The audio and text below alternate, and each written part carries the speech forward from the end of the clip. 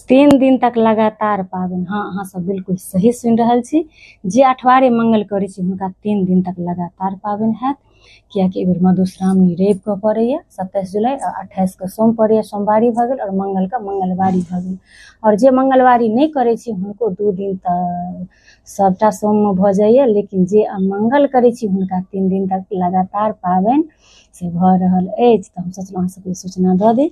और हर एक पाबनि तिहार से जुड़ल हम वीडियो बना के दऽ देने रहै छी। ओकर बादो अहाँ सब कमेंट करै छी जे मधुश्रावणी कहिया छी या ई पाबनि कहिया छी। तऽ अहाँ सब हमर पेज से बनल रहू और हर एक पाबनि तिहार से निश्चिंत रहू। हम पूरा अपडेट दैत रहू जे कोन पाबनि केना छी नहि छी। हमरा लागल जे जिनका नहीं पता है हुनका लेल हम बता दी जे 27 जुलाई के भऽ गेल अहाँके मधुश्रावणी और 28 के भऽ गेल सोमवारी, 29 के से मैना पंचमी सेहो छी, जकरो वीडियो हम पोस्ट कऽ देने छी जे मैना पंचमी अपने सब किया मनबै छी।